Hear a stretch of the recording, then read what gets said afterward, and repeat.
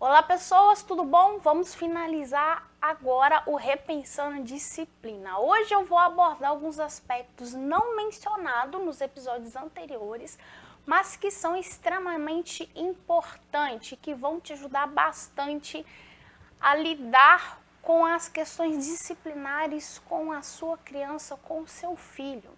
O primeiro aspecto que eu trago a vocês é o quanto da sua abordagem disciplinar ela é intencional e consistente, ou até mesmo o quanto da sua abordagem disciplinar é apenas reações aos comportamentos da sua criança, ou simplesmente você se baseia em velhos hábitos.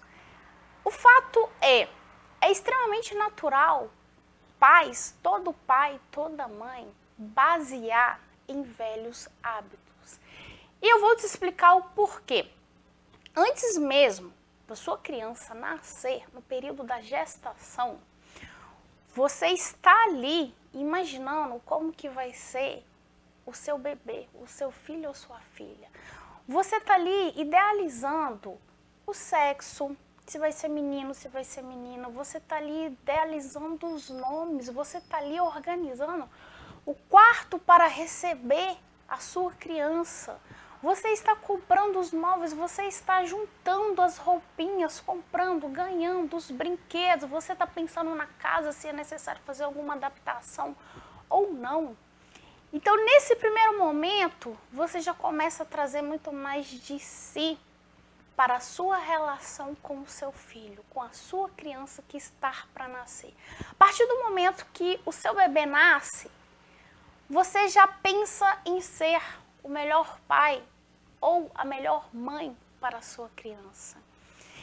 E pensar ser o melhor pai ou a melhor mãe é inconscientemente esperar também que a sua criança seja o melhor filho ou a melhor filha, que seja um exemplo de criança no sentido de ter bons comportamentos, de conseguir entender o que é certo, o que é errado, de possuir julgamentos morais, valores, éticas, congruente ao que você espera.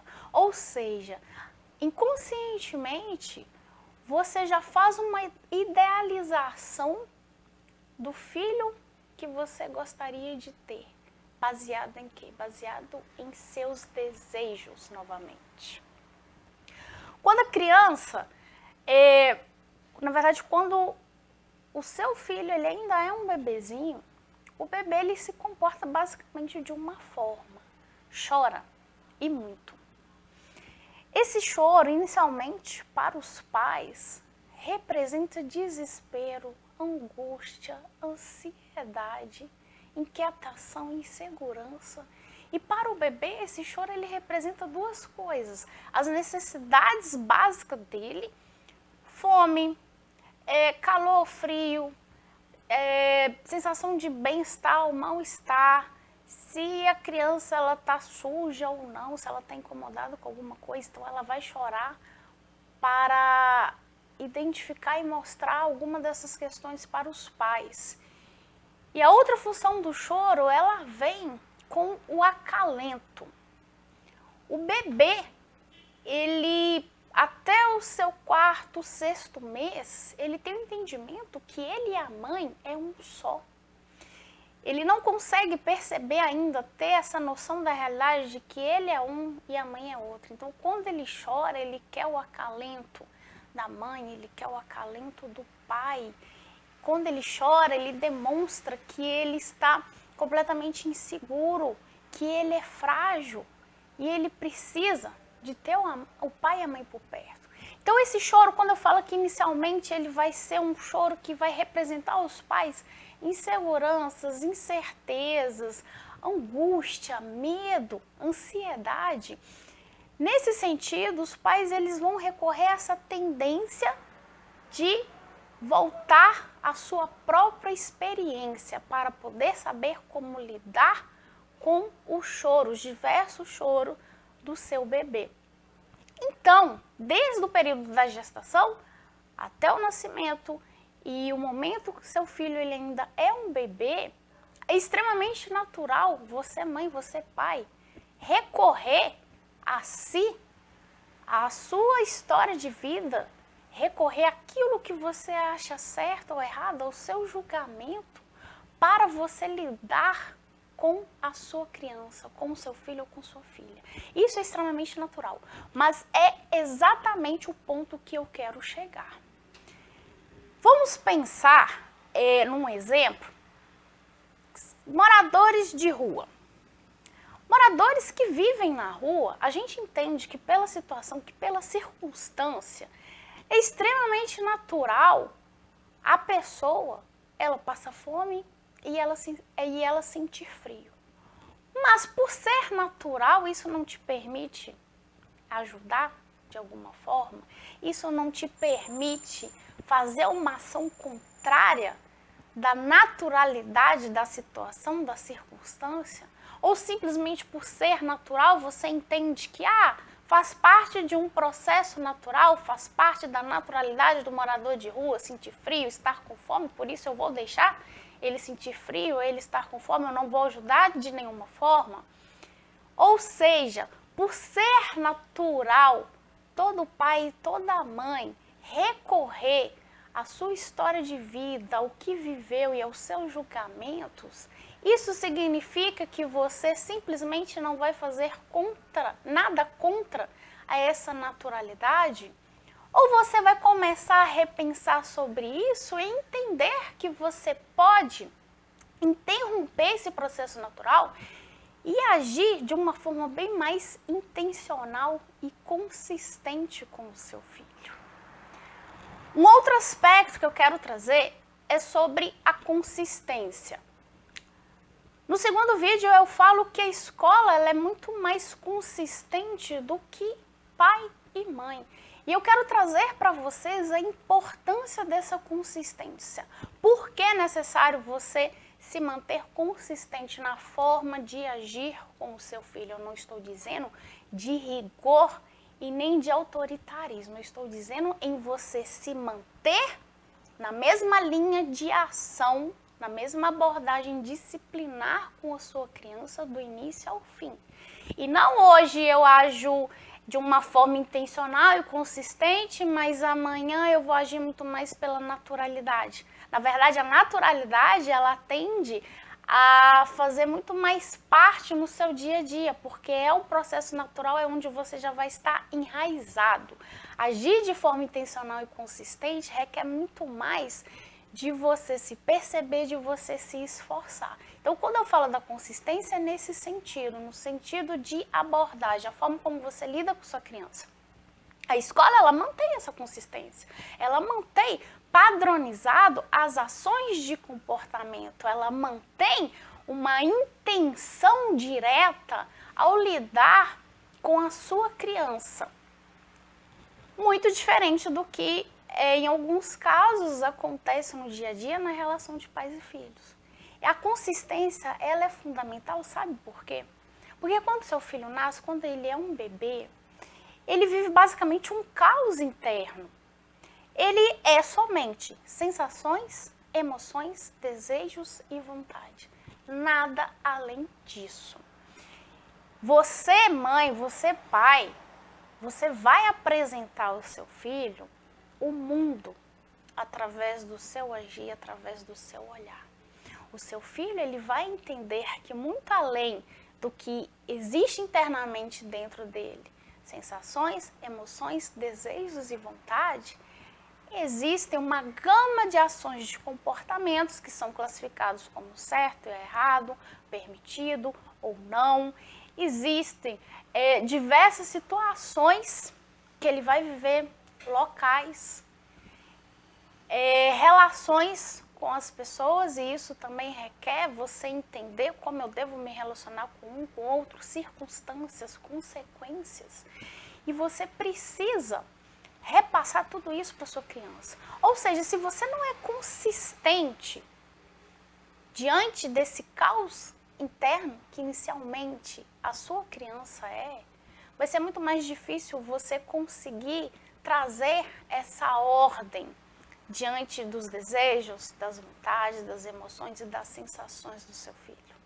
Então é preciso uma consistência para você aos pouquinhos ir organizando esses desejos para que o seu filho ele possa ter essa percepção e esse entendimento que certos desejos são permitidos, outros não, que vontades, algumas, é possível sim você saciar, outras nem sempre vai ser naquele momento que você quer e algumas outras nem serão possível acontecer essas vontades, você de fato expressar e fazer com que isso possa acontecer.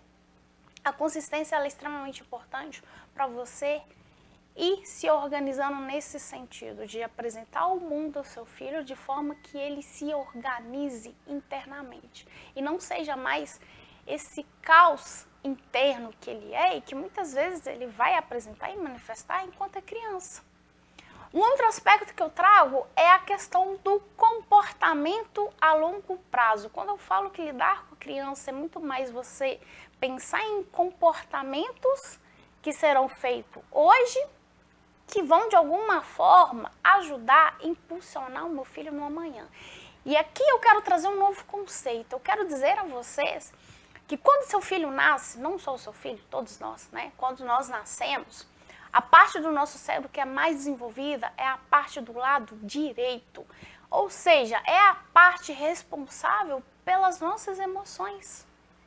É a parte responsável pelas nossas sensações, pelos nossos desejos, pelas nossas vontades.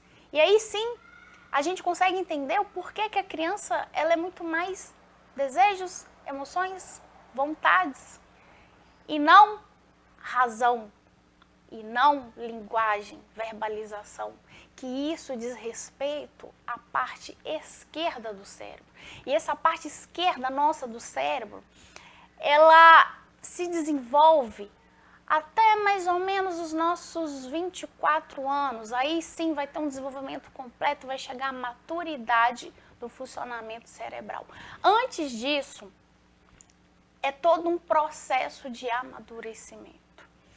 E você, mãe, você, pai, pode ajudar e muito o seu filho nesse processo evolutivo, enquanto pessoa, no que diz respeito aos comportamentos e principalmente também no desenvolvimento cerebral do seu filho. Então, dessa forma, a gente consegue entender melhor quando eu digo que criança, a gente lida muito mais pensando em comportamentos a longo prazo. Por quê?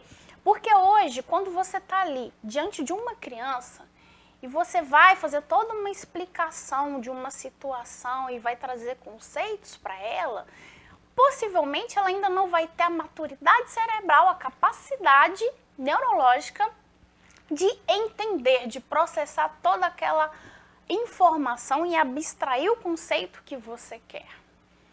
Mas, ao longo do crescimento da sua criança e ao longo do amadurecimento do cérebro, do desenvolvimento dele, aí sim a sua criança ela vai processando todas aquelas informações que você tem falado ao longo de vários tempos e ela, de fato, vai entender. E eu quero trazer um exemplo que aconteceu comigo quando criança, para ficar mais claro para vocês como que é esse processo de comportamento a longo prazo.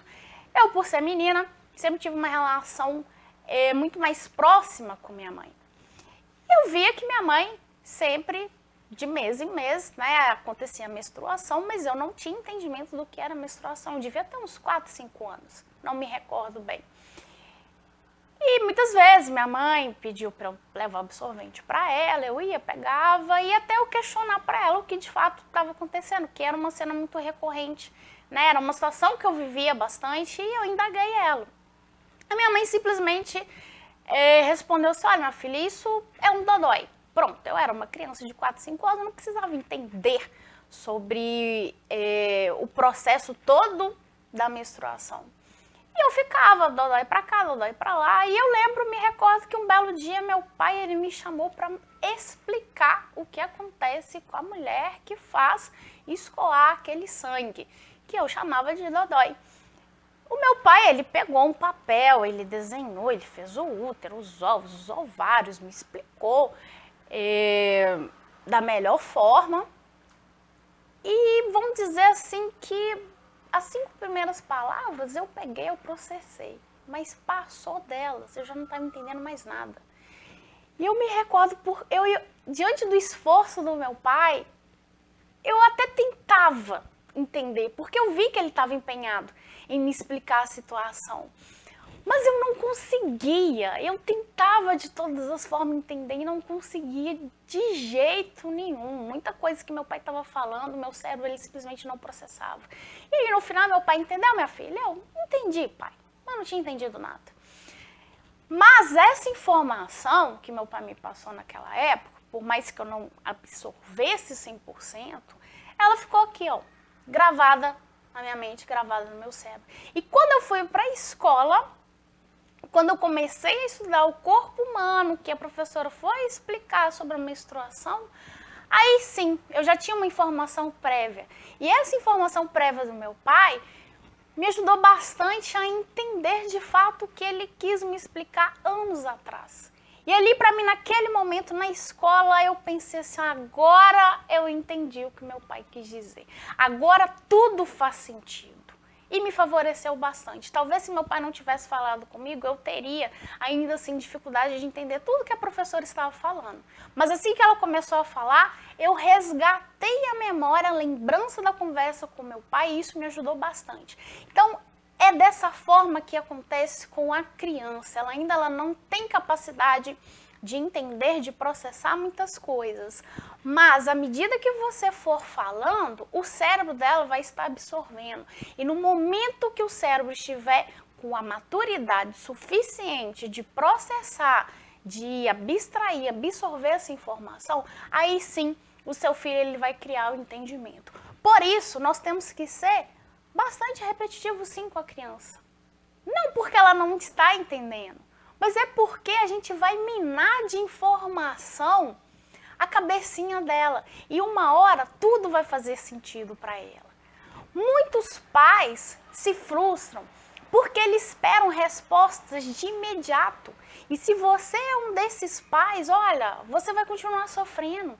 O seu filho ele não tem capacidade neurológica, cerebral de entender, de abstrair as informações quando ele ainda é criança. E dependendo, né, se é um adolescente, quero lembrar que o cérebro ainda ele não está no auge da maturidade dele. Não, o nosso cérebro ele amadurece, o lado esquerdo, que é o lado racional, o lado lógico, ele vai amadurecer, ele vai chegar na fase adulta quando a gente tiver uns 24 anos. Então, muitas vezes os pais sofrem porque eles estão ali falando e o filho não demonstra entender naquele momento e os pais acabam se frustrando. Agora, se você começar a falar, não para ter uma resposta imediata, mas para você poder colocar informação na cabecinha do seu filho, para favorecer que ele tenha muitas informações e aí sim, no momento que ele conseguir processar tudo isso, vamos pensar que quanto mais informação a mente tem, melhor vai ser para ela ter um entendimento de tudo aquilo que você disse. Além disso, quando eu falo sobre a pirraça, que a pirraça é a frustração da criança diante daquilo que ela quer, mas que por algum motivo ela não vai ter.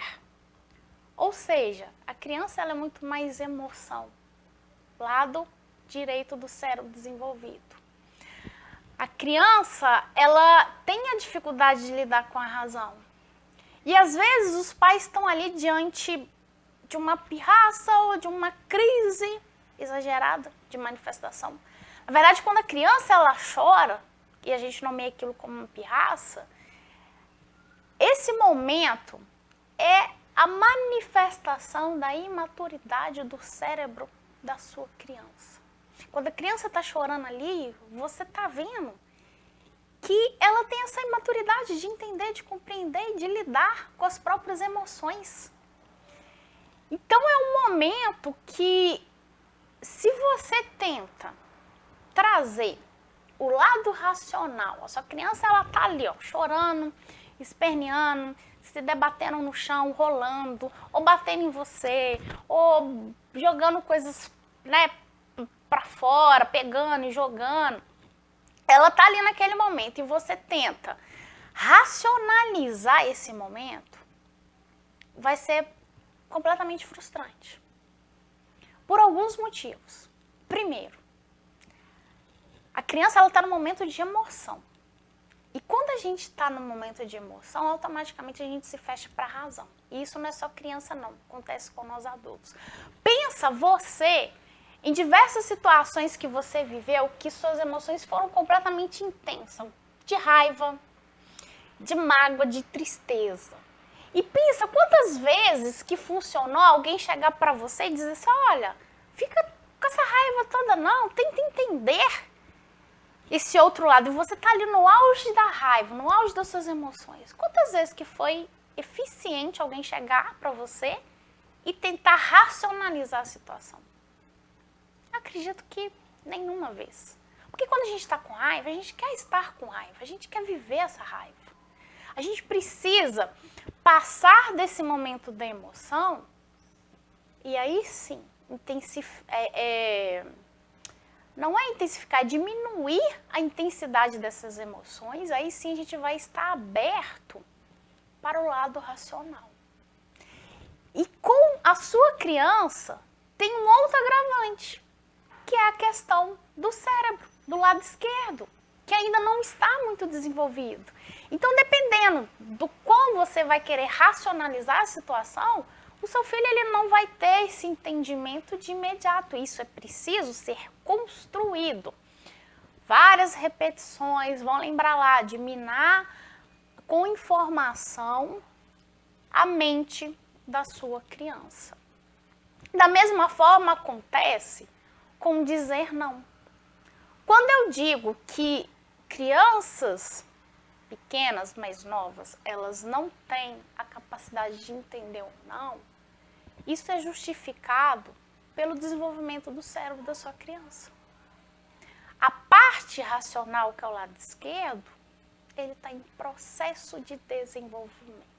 Então, a criança ela vai entender ou não muito mais por repetição inicialmente. Na verdade, a criança ela vai dizer vários não, ela vai fazer a coisa errada, vai olhar para você e vai falar não. Por quê? Porque ela está ali associando aquele não que sempre aparece quando ela vai fazer determinada atitude ou quando ela vai ter ali determinado comportamento. Mas não porque ela entendeu, ela processou e ela vai te desafiar.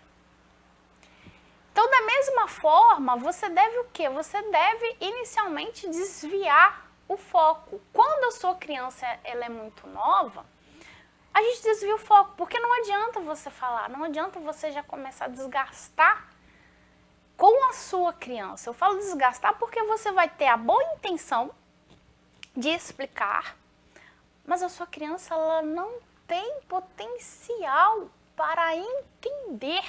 E isso vai ficar muito desgastante para você, porque você vai achar que sim, vai ignorar e vai repetir e vai se frustrar porque a sua criança ela não traz um retorno positivo.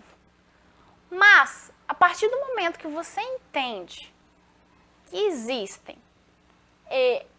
fatores naturais que vão fazer com que naturalmente todo pai e toda mãe recorre à sua história de vida, aos seus desejos, às suas vontades, para lidar com o filho, porque inicialmente é assim que se estabelece, mas que você pode escolher a forma de disciplinar a sua criança. Eu vou pelo lado natural ou eu vou pelo lado intencional e consistente?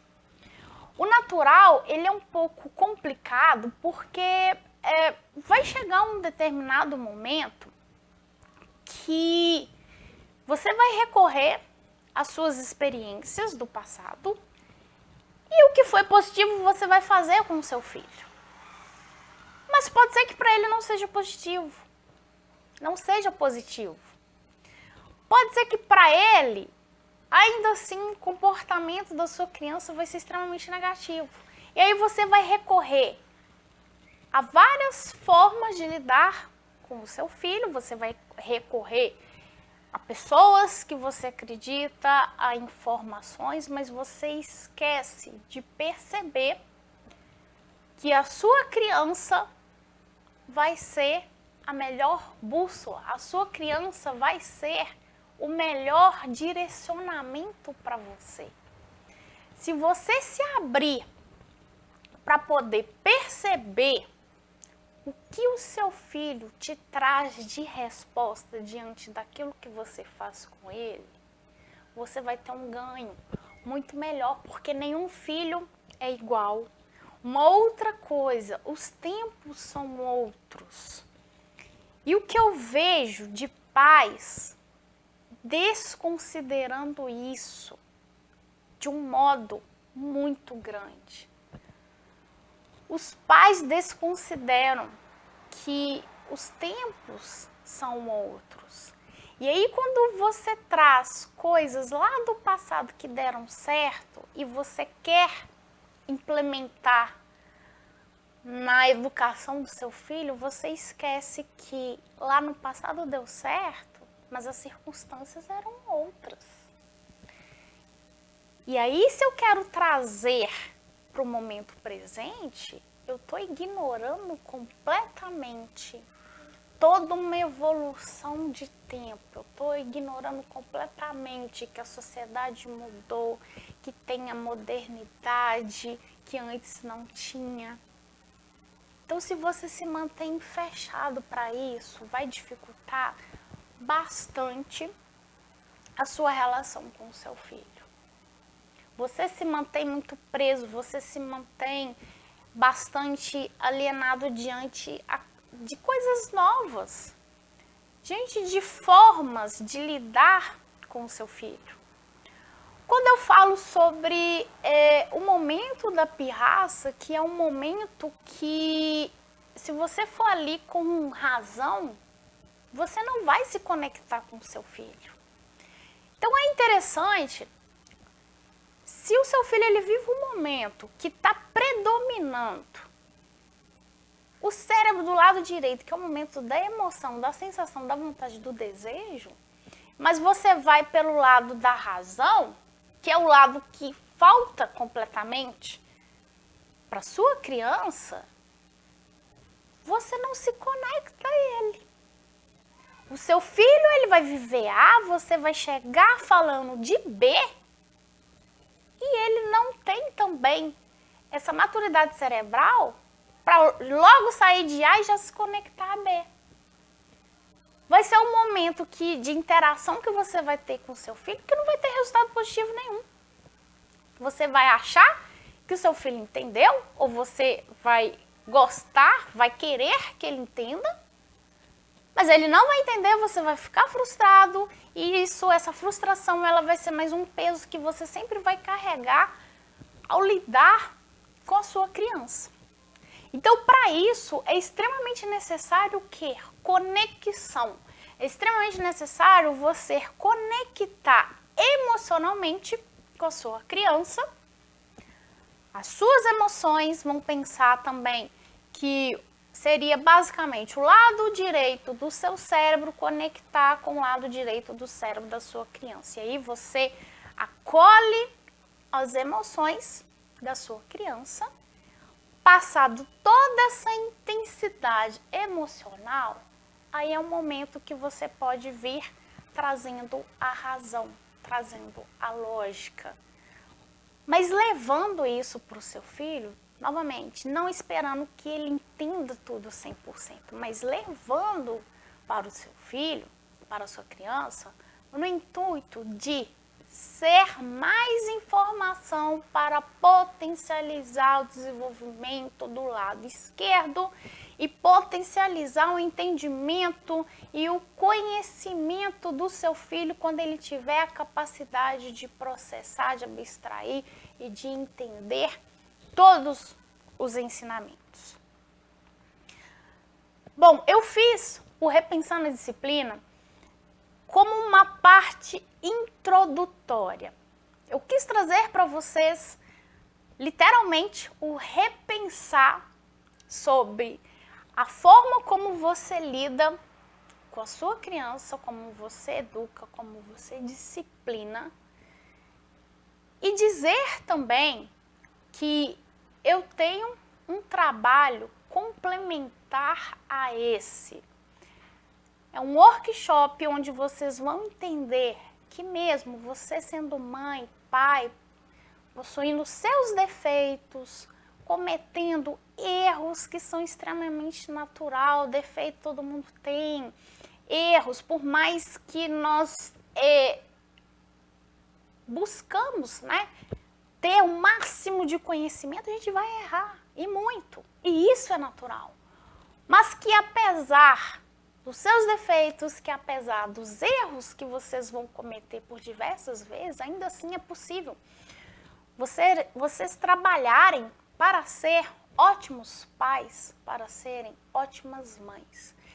Então, eu tenho um workshop onde eu vou abordar, um período aí de algumas horas, esses conceitos muito mais aprofundado, essa questão do cérebro. O cérebro, ele tem essas divisões de partes, lado direito, lado esquerdo. Tem também o cérebro de cima, o cérebro de baixo. E a melhor forma que se tem para disciplinar uma criança é fazendo essa interação com todas as partes do cérebro. Dessa forma, você potencializa o desenvolvimento do cérebro e o crescimento e o desenvolvimento da sua criança. Além disso, quando eu falo sobre conexão, conectar primeiro com as emoções da sua criança e depois você vem verbalizando, trazendo os conceitos, o conhecimento, a informação que você quer transmitir para o seu filho. Existem formas, prático mesmo, de você trabalhar essa conexão com a sua criança. Uma outra questão também que eu falei, que muitas vezes acaba dificultando lidar com o filho, são o quê? As suas emoções, as frustrações, as expectativas que você cria, as suas inseguranças, os seus anseios. Então nós vamos também nesse workshop, eu vou falar sobre isso, sobre formas diretas e práticas que você pode trabalhar suas emoções no intuito de favorecer o lidar com a sua criança, no intuito de fazer com que você não potencialize ainda mais essas emoções, e muito pelo contrário. Meu workshop, ele é bem prático e são exatamente diretrizes. A minha intenção é levar para vocês informações onde vocês possam repensar, se ver na sua relação com a sua criança, com o seu filho, sua filha, e poder buscar, né, entender qual a melhor forma de você construir um caminho intencional e consistente. Lidar com o filho, ser mãe, ser pai, de fato não é fácil. Muitas vezes as pessoas dizem, mas eu não tenho tempo. Não ter tempo para mim é muito mais você não querer comprometer com ser mãe, com ser pai, com as questões disciplinares do seu filho. Porque se você não tem tempo, eu entendo que você está seguindo o caminho natural de recorrer às experiências do passado e ir testando se vai dar certo, se não vai. E pode ser que muitas vezes você vai passar por processos difíceis, sendo que quando você lida com o seu filho, com a sua criança de forma intencional, buscando entender, compreendendo e indo por uma lógica, a probabilidade de você passar por N dificuldade, ela já diminui. Vamos dizer assim que os riscos eles são mais calculados, porque você está ali, ó, interagindo, você está percebendo, você está por inteiro, você está se esforçando. Então, o meu workshop ele é para aqueles pais que querem, que gostaram, que têm interesse de ter uma abordagem muito mais intencional e consistente. Para aqueles pais que querem sim se implicar, se envolver, para aqueles pais que mesmo não tendo tempo, eles vão se organizar para ter esse tempo. Esse workshop inicialmente eu vou ofertar ele aqui em BH, ele é presencial, eu vou ofertar ele aqui em BH e na cidade de Itabira. Estou trabalhando a possibilidade de ofertar em outras cidades, então se você que está aí vendo esse vídeo, achou bacana o meu trabalho, achou interessante eu apresentar esse trabalho, esse workshop na sua cidade, entre em contato comigo, que a gente conversa, nós vamos estudar essa possibilidade de eu estar levando para a sua cidade esse trabalho e poder estar pessoalmente, presencialmente, conversando com você, te passando todas essas informações, a gente vai ter esse momento de troca, onde eu vou poder te ouvir nas suas angústias, nas suas dúvidas, nos seus exemplos e vou poder te orientar da melhor forma como você deve proceder aí nessa educação com o seu filho. Tá certo? Então, espero que vocês tenham gostado desse trabalho. Estou sempre à disposição de todos vocês.